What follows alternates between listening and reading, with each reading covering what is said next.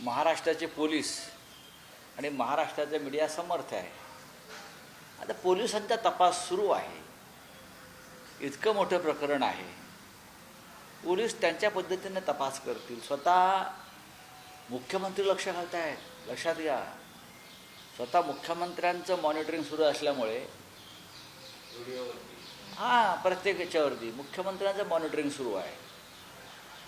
त्याच्यामुळे गृहमंत्री जे करतायत त्याच्यामध्ये आपण चर्चा कशा करता का? सर, एक प्रश्न असा आहे की या ज्या विक्टिम आहेत त्यांनी आमदारांना एका आमदारांना जाऊन सांगितलं, पण त्या आमदारांनी हे उघड करण्याच्या ऐवजी खराटलाच जाऊन तक्रार करणारी जी बाई होती. बघा, हे वारंवार झालेलं आहे. याचं कारण असं आहे की या गुन्ह्यामध्ये सत्ताधारी पक्षाचे अनेक मंत्री आणि आमदार सहभागी होते. म्हणून मी म्हणतो त्यांना सहआरोपी करा. आणि माझी तर अशी माहिती आहे की हे जे ऑपरेशन सगळं केलं त्यात नाशिकच्या बाहेरचं सुद्धा एक पोलीस पथक इन्व्हॉल्व होतं. सुरुवातीला नाशिकच्या बाहेरचं एक पोलीस पथक त्याच्यामध्ये काम करत होतं आणि ते अत्यंत गुप्ततेनेही कारवाई झाली. हे फक्त मुख्यमंत्री त्याच्यामध्ये मॉनिटरिंग करत होते, बाकी कोणी नाही. आणि नाशिकचे पोलीस आयुक्त. आणि आता याच्यावरती फार रोज चर्चा करण्यापेक्षा तपास पूर्ण झाल्यावर ज्या गोष्टी समोर येतील, फक्त यात सहभागी असलेले आमदार, राजकीय कार्यकर्ते, खासदार, मंत्री, अधिकारी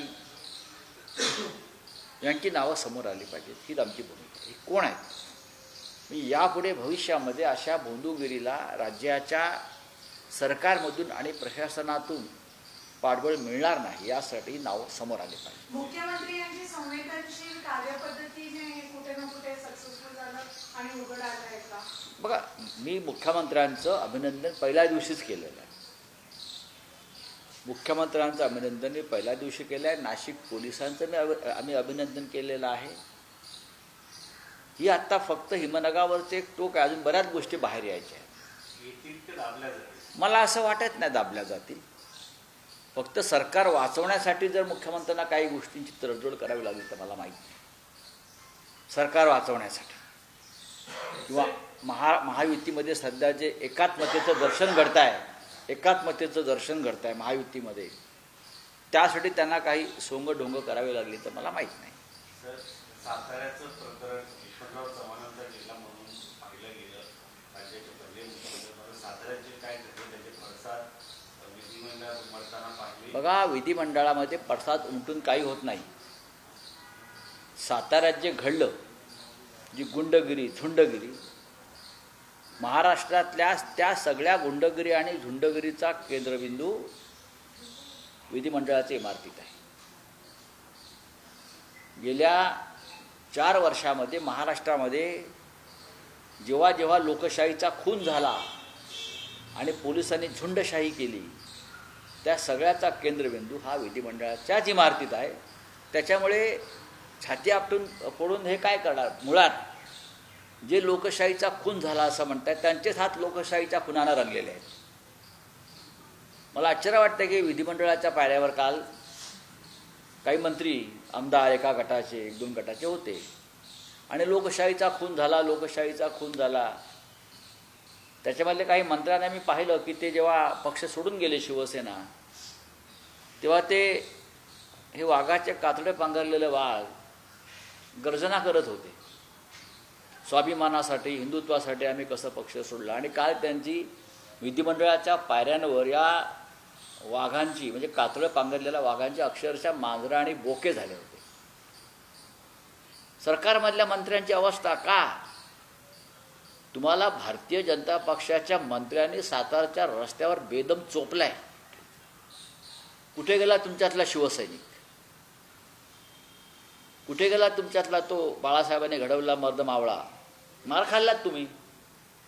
तुमच्याच सहकारी मंत्र्यांकडून मार खाल्लात आणि तुम्ही विधिमंडळाच्या पायऱ्यांवरती छाती पिटताय, म्याव म्याव करताय. बघा, शेवटी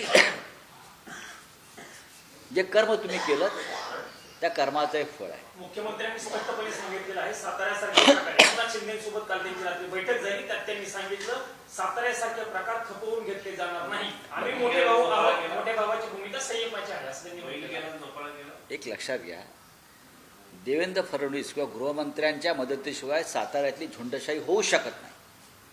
ज्या पद्धतीनं पोलिसांनी एका तिकडल्या पालकमंत्र्याला चोप दिला, तोच म्हणतो मी रक्तबंबाळ झालो, माझा हात मोडला, माझा पाय मोडला. सातारा ही महाराष्ट्राच्या स्वातंत्र्य लढ्यातली महत्त्वाची भूमी आहे. यशवंतराव चव्हाण, बाळासाहेब देसाई, किसनवीर, म्हणजे स्वातंत्र्य लढ्यातली एक महत्त्वाची भूमी आहे. आणि त्याच्यामध्ये तिथे गदिम माडगुळकरांसारखे कवी जन्माला आले. तिथे कविता निर्माण झाल्या, साहित्य निर्माण झालं. एक सिनेमा आला होता अशी साताऱ्याची तरा. आता साताऱ्यात जे घडलं जी साताऱ्याची तरा ती संपूर्ण महाराष्ट्राची तरा झालेली दिसते. याच प्रकरणामध्ये दिलीप गोरेंवरती मुख्यमंत्र्यांनी जे विधान केलेलं आहे एक प्रकारे इशारा आहे असं म्हणायचं एकनाथ शिंदेना किंवा थेटपणे मेसेज आहे असा अर्थ द्यायचा याचा आपण. मला असं वाटतं की या सरकारमध्ये जे मित्रपक्ष आहेत ते फार काळ एकत्र राहणार नाहीत. त्यांना रोज मार खावा लागेल रस्त्यावर. हा पोलिसांचा मार त्यांना रोज खावा लागेल. ही दिसतं आहे, ही सुरुवात आहे. सत्तेच्या बळावर आम्ही हवं ते करू शकतो. सत्तेच्या बळावर जर ते शिवसेना फोडू शकले पैशा आणि सत्तेच्या बळावर, तर जे फुटले त्यांनाही फोडू शकतो आणि रस्त्यावर फोडू शकतो. हे स्पष्ट दिसलं आहे भाजपच्या कृतीमध्ये. आपण नीलम गोरे यांचा जो उल्लेख केला, विधानसभेचे सभापतींचे रुलिंग दोन्ही ठिकाणी होते. गृहमंत्र्यांचे अधिकार मोठे, मुख्यमंत्र्यांचे अधिकार मोठे की सभापतींचे अधिकार? कोणाचेही अधिकार काय आहेत मला माहीत नाही, पण या क्षणी पोलिसांच्या बाबतीमध्ये देवेंद्र फडणवीस यांचेच अधिकार मोठे आहेत. सातारच्या पोलीस अधीक्षकांनी तुषार दोशी बरोबर, जालन्यात सुद्धा ते होते लाठीमाराच्या वेळेला, मनोज जरांगे पाटील जालन्यात ते होते. त्यानंतर साताऱ्यामध्ये जो ड्रगचा साठा शिंद्यांच्या भावाच्या जागेत सापडला, ड्रगचा साठा मॅन्ड्रेकचा, तेव्हा त्यांना वाचवण्यात पण हे तुषार दोशी होते. आणि आता कालच्या झुंडशाहीत सुद्धा हेच तुषार दोशी होते. ज्या तुषार दोशीने तुम्हाला 2 वेळा मदत केली बेकायदेशीरपणे, त्याच तुषार दोशीच्या निलंबनाच्या कारवाईसाठी तुम्ही काल आग्रह धरलात. आणि उपसभापतींनी आदेश दिले निलंबनाचे. त्यांना तो अधिकार आहे का? हा जो प्रश्न काल उपस्थित झाला तो योग्य आहे. त्यांच्या विरोधात अविश्वास प्रस्ताव आणताय, त्यांच्या विरोधात अविश्वास प्रस्तावाने चर्चा सुरू झालेली आहे दिलीप गोरेंच्या विरोधामध्ये. तर जे काय विधिमंडळाच्या कायद्याने ज्या गोष्टी व्हायच्या त्या व्हायला पाहिजे. तुम्ही चेअरवर बसून मनमानी पद्धतीने निर्णय देऊ शकत नाही. जसं राहुल नार्वेकर यांनी विधानसभा अध्यक्ष म्हणून पक्षफुटी संदर्भात शिवसेनेचा जो अत्यंत घातकी निर्णय दिला लोकशाहीच्या दृष्टीनं, त्याच पद्धतीनं विधान परिषदेच्या चेअरवरून कुणी असे निर्णय देत असतील तर आवाज उठवायलाच पाहिजे. क्या हिंदी क्या है? हिंदी क्या है? सीपीआईएम ने ऐसा आरोप किया है कि बीजेपी आप बोले. प्रधानमंत्री ने कल सर सदन में वेस्ट एशिया कॉन्फ्लिक्ट पे अपनी बात रखी है और कहा है कि ऐसे हालात में पूरे सदन का विचार एक स्वर में होना चाहिए और आज राज्यसभा में भी वो बोले. बात ऐसी है, युद्ध शुरू होकर 25 दिन हो गए और 25 दिन के बाद हमारे प्रधानमंत्री जी को साक्षात्कार हो गया है कि सदन में जाकर सबके साथ हमारे विचारों का आदान प्रदान करना चाहिए, सबको साथ लेना चाहिए. हम इतने दिनों से बोल रहे हैं कि ऑल पार्टी मीटिंग लीजिए, आप सबको बुलाइए. जो संकट सामने आया है, विश्व में आया है, भारत में आ जाएगा, उस बारे में आप सभी से बात करिए, सबकी राय लीजिए. लेकिन जब प्रधानमंत्री को लगा कि आप अपने कंट्रोल के बाहर जा रहा है, तब सदन में आए और सबसे बात करेंगे, देखेंगे.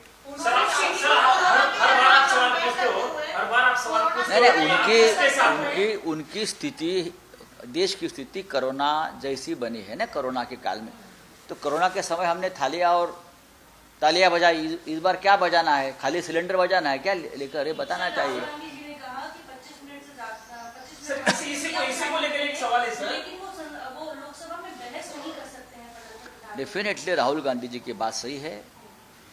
प्रधानमंत्री जी अगर बहस करेंगे तो हमारे मन में देश के बारे में जो सवाल है, जो गंभीर स्थिति पैदा होने जा रही है, उस बारे में जो सवाल है उसके जवाब हमें मिलने चाहिए। अमित शाह के साथ आपने बैठक की कल। न मैंने नहीं। सर बार बार एक सवाल पूछते हो कि आप किसके साथ हो, सरकार को सवाल पूछते हो, सरकार की भूमिका स्पष्ट करनी चाहिए कि आप किसके साथ हो। पर टीवी9 के मंच से प्रधानमंत्री ने क्लियर कर दिया कि हम भारत के साथ खड़े हैं, शांति के साथ खड़े हैं, ऐसा प्रधानमंत्री लगता तो नहीं शांति के साथ खड़े हैं।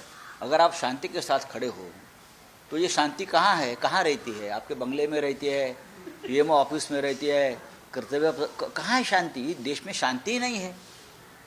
आपने शांति को और विकास को कहाँ छुपा कर रखा है? आप हमें बताइए। बात ऐसी है, अगर आप शांति के पक्ष में हो, इंडिया के साथ नहीं है। हाँ, भारत के साथ आप अकेले हो क्या? 140 करोड़ जनता भारत के साथ है, आप अकेले नहीं हो। ये भारत देश के आप मालिक नहीं हो। अगर शांति क्या होती है, इसलिए आप पंडित नेहरू का चरित्र पढ़ना चाहिए। ऐसे समय में शांति क्या होती है, आप पंडित नेहरू और महात्मा गांधी को पढ़िए और बाद में शांति की वार्ता कीजिए। पंचशील का तत्व पढ़ लीजिए। हाँ, ऐसे ऐसे भाषण देकर क्या होगा? सर कल अमित शाह जी की मीटिंग की है, तो डिलिमिटेशन इस बार जो है वो 2011 के होगा, कास्ट सेंसस नहीं होगा। ये तय हुआ 2029 की जो सीटें बढ़ेगी वो 2011 के अनुसार बढ़ेगी, जो कि सरकार ने पहले घोषणा की थी कास्ट सेंसस से बढ़ेगी, लेकिन वो अभी साइड में रखा गया है कास्ट सेंसस। ठीक है ना, बातचीत चल रही है और अपोजिशन से बातचीत करनी पड़ रही है हमको। हम देखेंगे। चलिए।